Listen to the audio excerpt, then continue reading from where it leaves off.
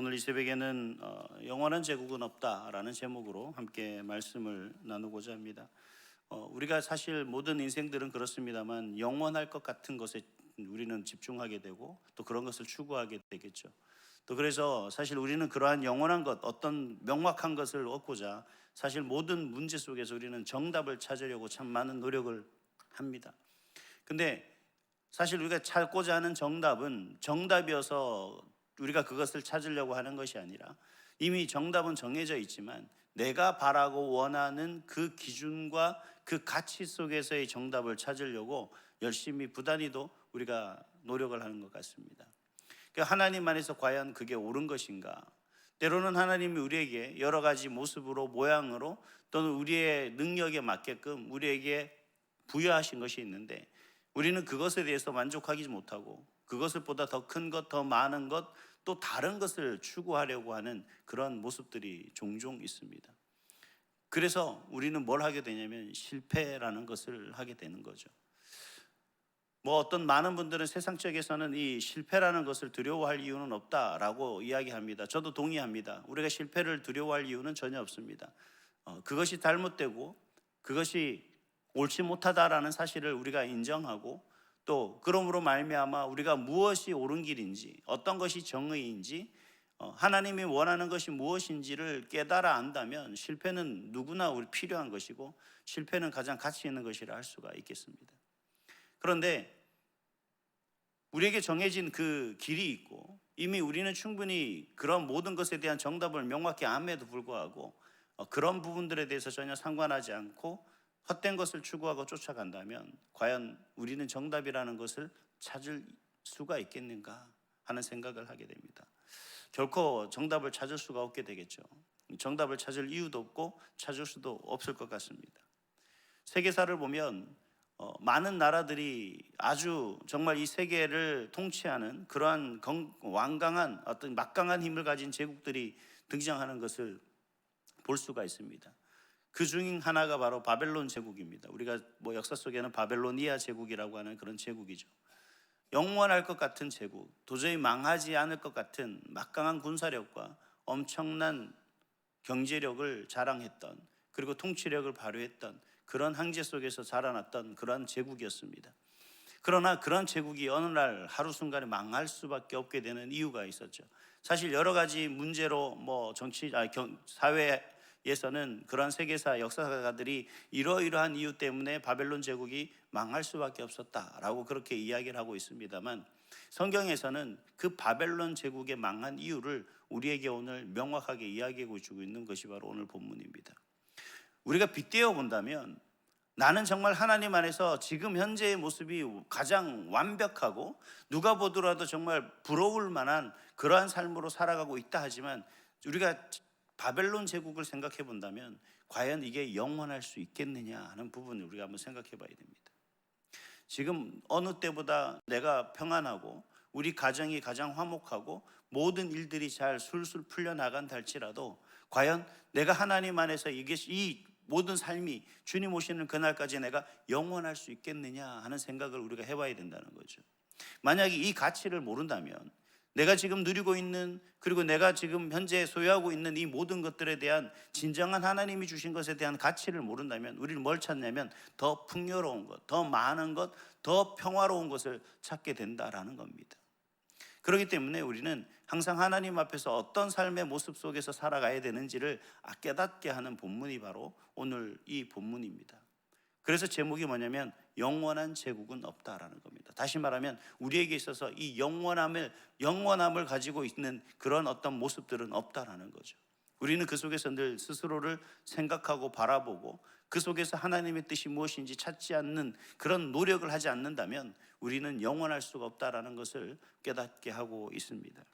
오늘 본문에 보니까 우리가 잘 알고 있듯이 바벨론은 어떤 나라였습니까? 막강한 나라였죠. 그 막강한 나라는 결국 누구로부터 그 막강함이 주어졌느냐? 바로 하나님으로부터 그 막강함이 주어졌다는 사실을 알고 있습니다. 그런데 그 막강한 무기는 하나님께서 이렇게 말씀하십니다. 20절에 보니까 너는 나의 철퇴 곧 무기다 라고 그렇게 말씀했습니다.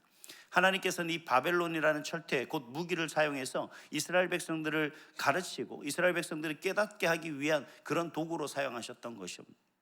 근데 그 도구로 사용되었던 그 바벨론이 지금 어떤 위기에 처해 있느냐? 하나님께서는 그런 그 바벨론을 이제는 영원히 멸망시키겠다라고 그렇게 굳은 의지를 보여주고 있는 것을 볼 수가 있습니다. 왜 그들이 멸망할 수밖에 없었느냐? 24절에 그 답이 있습니다. 24절에 이르기를 뭐라고 말씀하고 있습니까? 너희 눈앞에서 그들이 시온에서 모든 악을 행한 대로 내가 바벨론과 갈대아 모든 주민에게 갚으리라 라고 그렇게 이야기를 하고 있는 것을 볼 수가 있죠. 그렇다면 이 바벨론이라는 나라가 왜 어떤 악을 행하기 때문에 그럴 수밖에 없었느냐? 21절에서부터 23절에 나와 있는 내용들을 쭉 살펴보면 그들이 어떤 일을 했느냐? 한마디로 요약을 하면 겸손하지 못해서, 즉 교만하였고, 또 더 나아가서 하나님께서 그들을 심판의 도구로 사용하셨을 때 그들은 하나님이 원하시고 바라시는 그런 모습이 아니라 무자비한 노력과 살육을 자행해서 하나님의 분노를 일으킬 수밖에 없었다라고 이야기를 합니다. 더 나아가서 그들은 우상 숭배로 연연했었다라고 그렇게 이야기를 하고 있는 것을 볼 수가 있습니다. 하나님의 도구로, 하나님의 철퇴와 무기로 사용되었던 바벨론이지만 그들은 하나님 보시기에 그들의 그 막강한 군사력으로 영원할 수 있었을 것 같은 그 막강한 나라가 결국 그들의 잘못된 생각과 행위 때문에 다시 쇠락하고 만다라는 것을 이야기하고 있죠. 그 모든 것의 결정자는 누구였습니까? 하나님이시다라는 겁니다. 그들에게 막강함을 부여했던 것도 하나님이시고 그 막강함을 빼앗아 쇠하게 했던 것도 하나님이시다라는 거죠. 그래서 하나님은 그들의 악행 때문에, 그들의 악한 행위 때문에 그 나라를 멸할 수밖에 없다. 그 멸망은 영원한 멸망이다라는 것을 오늘 본문에서 이야기해 주고 있는 것입니다. 한마디로 이야기하자면 이렇게 됩니다. 하나님의 심판의 도구로 쓰임받았던 바벨론은 하나님이 그들이 하나님의 뜻을 이루는 일에 충분히 쓰임받을 만한 힘과 능력을 부여했습니다. 하지만 그들은 그 하나님의 뜻을 온전히 깨닫지 못하고 교만했고 하나님이 아닌 우상을 숭배했고 그리고 그러한 하나님이 주신 은혜와 능력을 통하여서 자비와 선을 행한 것이 아니라 말할 수 없는 무자비함과 악행을 일삼아 다른 사람들은 노력하고 폭력을 취했던 그러한 모습들에 대해서 하나님이 내리신 결정은 뭐냐면 영원한 멸망이다라는 것이 오늘 본문의 말씀인 거예요. 그렇다면 여러분, 우리가 오늘 살아가는 우리의 모습 속에서 이 바벨론이 한번 나라고 생각해 본다면 과연 우리가 하나님 앞에 어떻게 살아가야 될까요? 많은 사람들이, 세상 사람들이 그런 얘기를 합니다. 자리가 사람을 변하게 만든다, 감투가 변하게 만든다, 이런 얘기를 많이 하죠. 그 달라지게 되어 있습니다. 무엇이 달라지냐면 뭔지 모르겠지만 가치관이 달라지게 되는 거죠. 근데 그 가치관이 하나님의 뜻 안에서 하나님의 영광을 이루기 위한 가치관인지 아니면 그 자리에 서서 나에게 부여된 그 하나님의 주신 사명을 통하여서 내가 그 사명을 온전히 완수하기 위한 그런 가치관의 변화인지, 아니 그런 자리를 내가 섰다고 해서 내가 생각하고 바라고 원하는 그 가치관을 이루고자 하는 것이 문제인지, 이런 부분에 대해서 우리가 깊이 좀 생각해야 될 따름이다라는 거죠. 제가 결혼을 하고 아이를 낳고 나니까 참 저는 아빠라는 게 잘 뭔지 모르겠습니다. 사실 잘 몰랐어요. 그래서 아이가 울면 아내를 깨우고 아이가 조금만 뭐 하면 아내에게 이야기하고 그런 얘기를 했던 적이 있습니다. 근데 아내가 저에게 그런 얘기를 하는 거예요. 아이는 나만의 아이가 아니다, 당신의 아이이기도 하다. 나도 사람인지라 나도 힘들다. 근데 당신은 아빠의 역할을 좀 충실해 줬으면 좋겠다. 그 아빠의 역할이 뭐냐 했더니만 이제 아이를 돌보는 여러 가지 부분들에 대해서 내가 도와줄 수 있는 부분들은 도와주겠다, 이제 도와달라라고 이렇게 이야기하는 것을 봤습니다. 제가 그때 어떤 느낌이었냐면 이건 내가 할 수 있는 일이구나라는 생각을 했던 거죠. 근데 제 가치관은 뭐였냐면 그런 자녀에 대한 아빠의 노릇은 그저 권위적인, 남자는 절대 부엌에 들어가면 안 된다라는 저는 교육을 받았기 때문에 지금까지도 저는 주방에 얼씬거리지 않습니다. 이러한 모습들 속에 가지고 있는 잘못된 그릇된 가치관이 결국 뭘 조정하냐면 하나님 보시기에는 교만이었고, 하나님 보시기에는 우상숭배였고, 하나님 보시기에는 뭐냐면 사랑과 자비함이 없는, 그저 그 권력을 통해서 횡포로 일삼는 그런 무자비함으로 보여질 수밖에 없다는 얘기죠. 그렇게 살아가는 저와 여러분이 그러면 오늘날 그런 모습이 아니라 정말 하나님이 오늘 말씀 속에서 우리가 어떤 모습으로 살아가기를 원하실까, 두 가지로 간략하게 말씀드리고자 합니다. 첫 번째는 뭐냐면 여러분, 우리는 겸손해야 된다는 거죠. 근데 그냥 겸손한 것이 아니에요. 여러분, 이런 생각을 해야 됩니다. 나는 하나님의 도구라는 사실을 기억하셔야 돼요. 하나님의 도구로서 겸손해야 된다는 겁니다. 내가 하나님 앞에 부름받은 일꾼으로 하나님이 나에게 주신 직분과 사명이 있습니다. 그 직분과 사명을 겸손하게 감당할 수 있는 그 모습이 되어야 된다는 겁니다.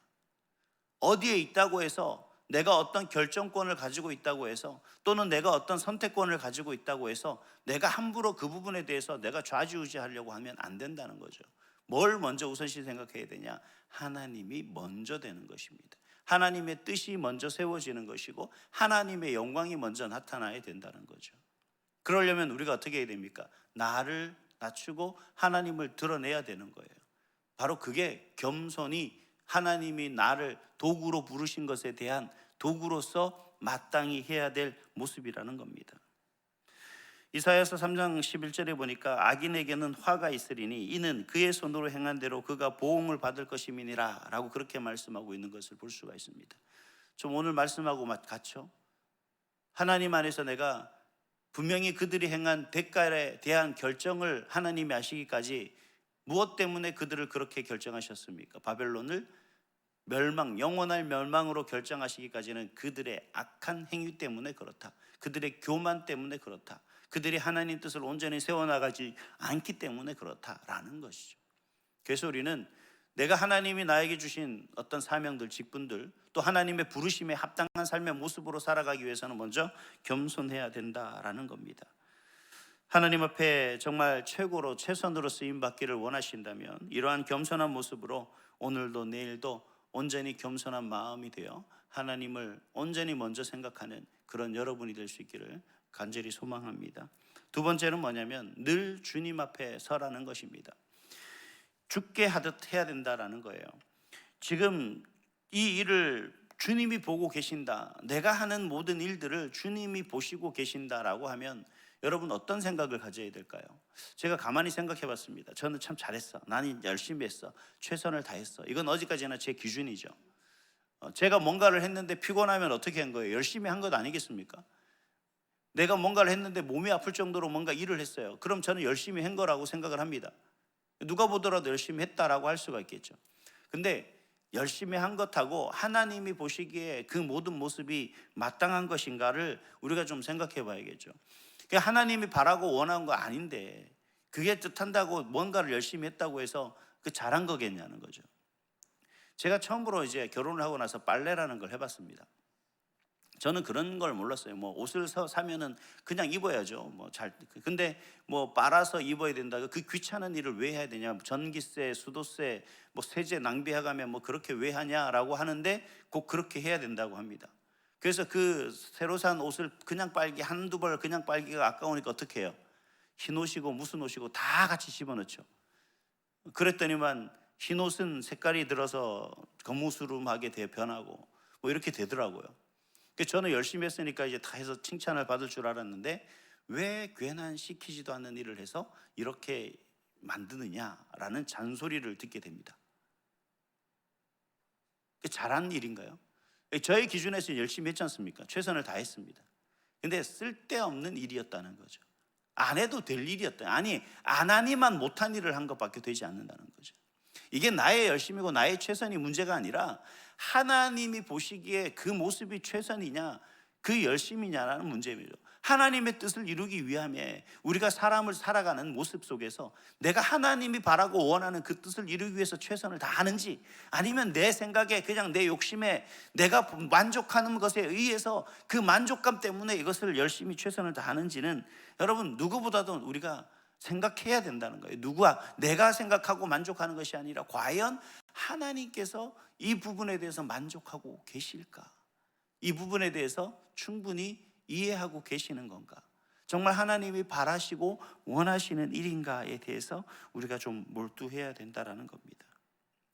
그래서 그럴 때 어떻게 되냐면 우리가 이기적인 어떤 일들에 대해서 그 탐욕을 느끼지 않게 되는 거죠. 또 그러므로 말미암아서 우리가 하나님 앞에 정말 이게 하나님이 원하고 바라시는 그 모습대로 행할 수가 있게 되는 거죠. 그래서 우리는 항상 주님 앞에 서야 됩니다. 겸손히 주님 앞에 서야 된다는 거예요. 항상 주님 앞에 서서 주님이 나를 살펴봤을 때 내 연약한 부족함 때문에 과연 내가 좀 더 정말 바라고 원하시는 그 뜻대로 걸어가는 것이 마땅하지 않을까 하는 생각을 좀 해야 됩니다. 저는 그런 생각합니다. 오늘 최선을 다해서 10걸음 걸어가는 것이 중요한 것이 아니라 단 한 걸음을 걷더라도 하나님이 바라고 원하는 그 일을 위해 나아가는 것이 중요하다라고 생각을 합니다. 여러분 오늘 무엇을 위해 열심히 달려가시겠습니까? 여러분 열심히 달려가는 것이 우리의 목적, 내 뜻이 아니라 비록 우리가 한 걸음만 나아간다 할지라도 오늘 이 자리에 나와 예배하며 기도하며 하나님 앞에 나아가는 여러분의 모습이 나의 이기적인 마음과 욕심과 또 세상적인 것에 대한 그런 열망이 아니라 하나님이 바라시고 원하시는 그 뜻을 찾기 위해 나아가는 그 단 한 걸음이 될 수 있도록 주님의 이름으로 축복합니다. 기도하겠습니다. 거룩하신